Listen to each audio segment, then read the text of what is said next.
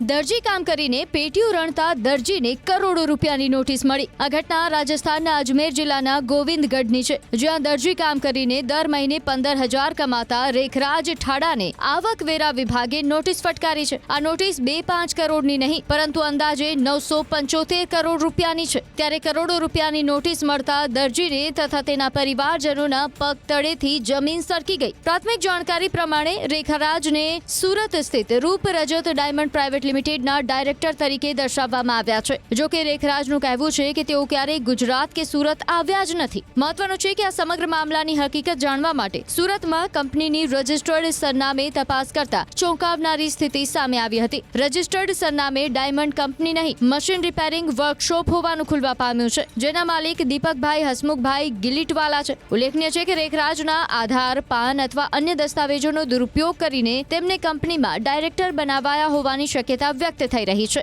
હવે આવકવેરા વિભાગ, એમસીએ અને પોલીસ તપાસમાં તેમના દસ્તાવેજોનો ઉપયોગ કેવી રીતે થયો, કંપનીના વ્યવહારો કોણે કર્યા અને 975 કરોડની ડિમાન્ડ પાછળની હકીકત શું છે તે સ્પષ્ટ થવાની રાહ જોવાઈ રહી છે।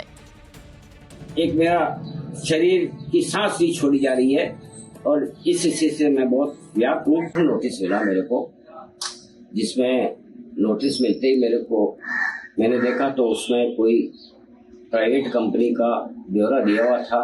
કાયદાના પ્રમાણે કંપનીમાં કોઈ બી ટેક્સની આકારણી થયેલી હોય અને કંપની પર ટેક્સની જે આકારણી થયેલી છે તે કંપની દ્વારા ન ભરાય તો એના ડિરેક્ટર ઉપર આની જવાબદારી ગણીને એના ઉપર બી એ લોકો ટેક્સની ઉઘરાણી કરી શકે, એના માટેનો નોટિસ છે।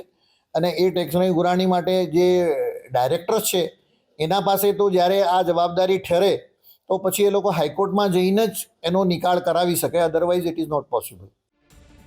દરજી કામ કરીને પેટીયું રણતા દરજીને કરોડો રૂપિયાની નોટિસ મળી। આ ઘટના રાજસ્થાનના અજમેર જિલ્લાના ગોવિંદગઢની છે, જ્યાં દરજી કામ કરીને દર મહિને 15,000 કમાતા રેખરાજ ઠાડાને આવકવેરા વિભાગે નોટિસ ફટકારી છે। આ નોટિસ 2-5 કરોડની નહીં, પરંતુ અંદાજે 975 કરોડ રૂપિયાની છે। ત્યારે કરોડો રૂપિયાની નોટિસ મળતા દરજીને તથા તેના પરિવારજનોના પગ તળેથી જમીન સરકી ગઈ। પ્રાથમિક જાણકારી પ્રમાણે રેખરાજને સુરત સ્થિત રૂપ રજત ડાયમંડ પ્રાઇવેટ લિમિટેડના ડાયરેક્ટર તરીકે દર્શાવવામાં આવ્યા છે। જો કે રેખરાજનું કહેવું છે કે તેઓ ક્યારેય ગુજરાત કે સુરત આવ્યા જ નથી। મહત્વનું છે કે આ સમગ્ર મામલાની હકીકત જાણવા માટે સુરતમાં કંપનીની રજિસ્ટર્ડ સરનામે તપાસ કરતા ચોંકાવનારી સ્થિતિ સામે આવી હતી। રજિસ્ટર્ડ સરનામે ડાયમંડ કંપની નહીં, મશીન રિપેરિંગ વર્કશોપ હોવાનું ખુલવા પામ્યું છે, જેના માલિક દીપકભાઈ હસમુખભાઈ ગિલીટવાલા છે। ઉલ્લેખનીય છે કે રેખરાજના આધાર, પાન અથવા અન્ય દસ્તાવેજોનો દુરુપયોગ કરીને તેમને કંપનીમાં ડાયરેક્ટર બનાવાયા હોવાની શક્યતા વ્યક્ત થઈ રહી છે।